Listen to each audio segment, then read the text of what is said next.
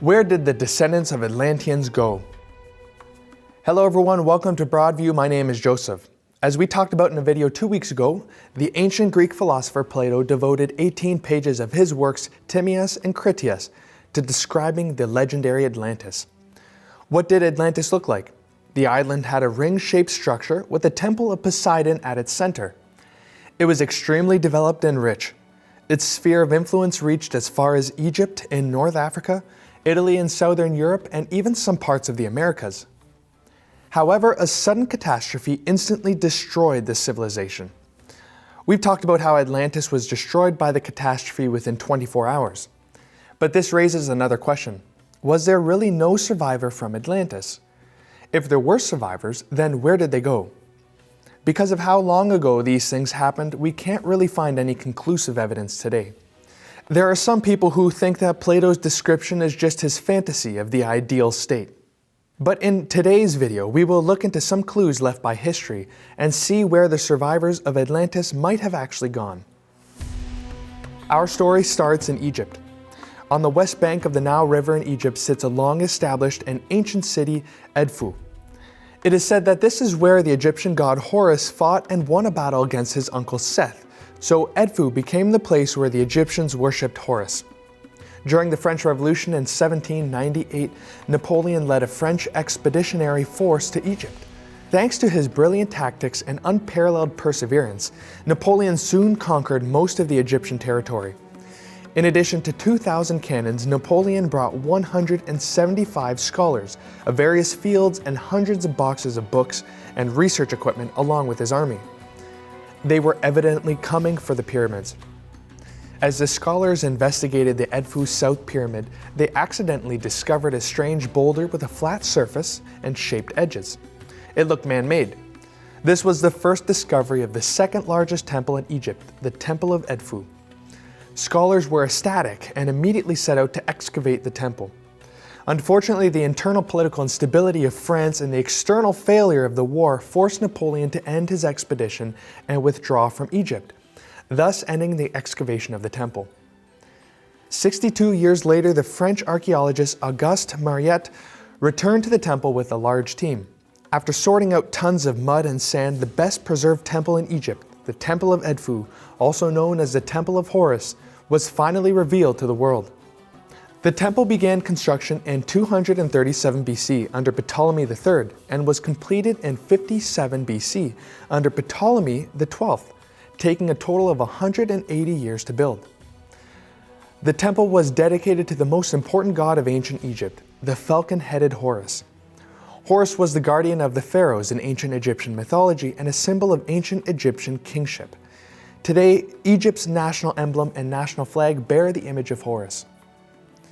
At the entrance of the temple, there are 2 statues of Horus carved from black granite. The walls of the temple are covered in carved hieroglyphs. The content carved onto such an ancient and splendid temple that was dedicated to such an important god must be very important, right? So what exactly do these hieroglyphs tell us? Secrets unveiled by the temple. The carvings on the wall, as expected of a temple dedicated to the falcon-headed god, recorded various stories related to Horus.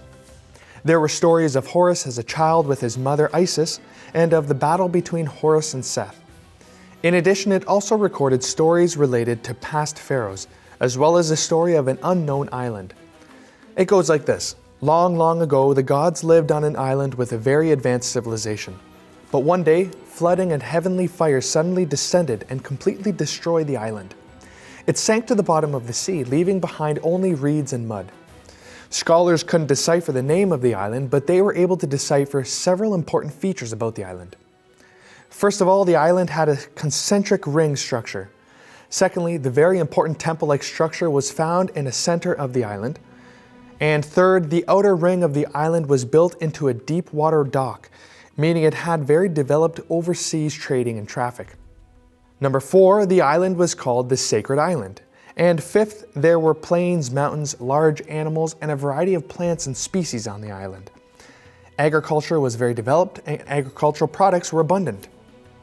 And 6, people living on the island were seafaring people with extensive off-island colonies. And number 7, the construction and metallurgy technologies on the island were very advanced. With so many features of an advanced civilization, doesn't the island sound sort of familiar? Isn't this island the Atlantis described by Plato? Therefore, we can safely assume that the Atlantis described by Plato is based on the island recorded in the Temple of Edfu. Next, let's take a look at how Plato knew about Atlantis. Plato's Atlantis. In Timaeus, Plato's cousin Critias tells a story passed down from their ancestor, the sage Solon. The story goes something like this. On one of Solon's trips to Egypt, he met a priest in Sais. The priest told him that according to Egyptian historical books, in about 9600 BC, the Athenian army was at war with an army from the deep Atlantic Ocean that was so arrogant that it was ready to attack all of Europe and invade Asia.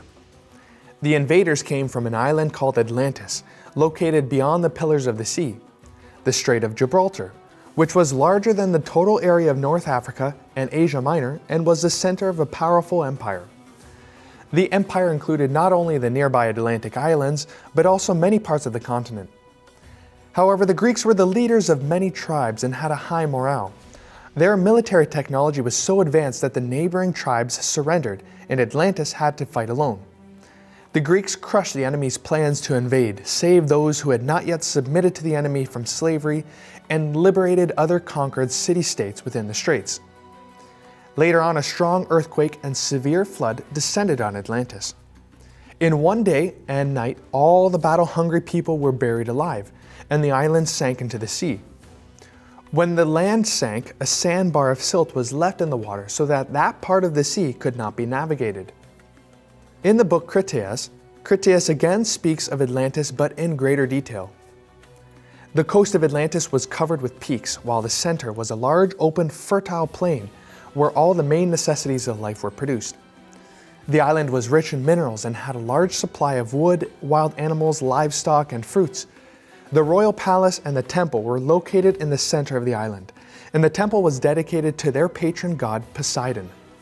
The palace was magnificent, decorated with gold, silver, ivory, and the mysterious and exotic orichalcum, which glowed like fire.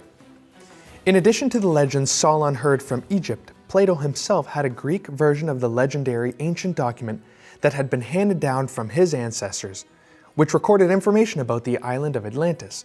However, it's no longer possible to explore Sais because of the historical massacre of priests and the loss of hieroglyphs. But why was Atlantis recorded in ancient Egypt? Let's find out. The first piece of evidence.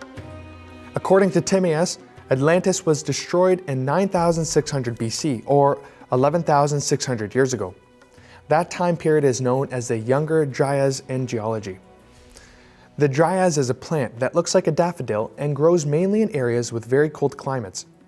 However, about 11,600 years ago, as the Earth's climate plummeted, this flower that should have grown in cold regions began blooming in the subtropical and tropical regions of the Northern Hemisphere.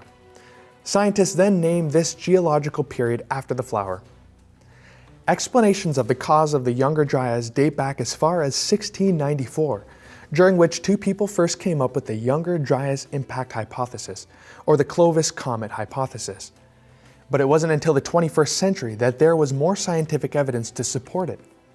The hypothesis suggests that the change in climate was due to the impact of one or more comets hitting or passing by the Earth. In 2012, an American scientific team published a paper in the Proceedings of the National Academy of Sciences, providing evidence that a comet struck 12,900 years ago. This hypothesis coincides with the destruction of Atlantis. So let's take a wild guess here.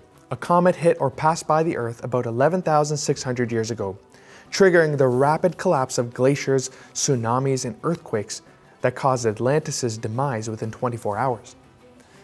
If you would like a more in-depth look at Atlantis' destruction, I strongly recommend you watch our previous video on the topic. So, were there any survivors left after the island sank? And if so, where did they go? The answer to this question was also recorded in the hieroglyphs of the Temple of Edfu. At the time of the disaster, some of the gods happened to be overseas in other regions, escaping the destruction and end of Atlantis. Afterwards, the gods tried to return to the island, but found that their home had disappeared without a trace. So the survivors gathered on a ship and set sail to find a new, suitable place to live. Their leader was the god enshrined in the temple of Edfu, Horus. He was accompanied by Thoth, or otherwise pronounced Teothe, the god of wisdom, the god of architecture, and so on. Sounds like a construction group looking to rebuild a home, doesn't it? Their goal was very clear: to find a suitable area to rebuild their civilization. It seems clear now that the surviving Atlanteans took their civilization and technology with them and left to find places around the world to start rebuilding their homes. Then the next question is, where did they rebuild their home? Where did they land?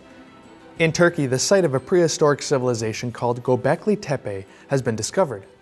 The construction dates back as early as 11,600 years ago, which basically coincides with the destruction of Atlantis. What was this tepe used for? Klaus Schmidt, the German archaeologist who excavated the Stonehenge, believes that it was a place where mysterious religious rituals were performed, and from which a variety of civilizations gradually developed, including knowledge of agriculture, architecture, medicine, astronomy, art, and so on. One feature of these two civilizations is that there was no trace of the evolution from the Stone Age to the Bronze Age. During the archaeological process, no strata of the different stages of civilization were found, but rather directly a complete bronze civilization.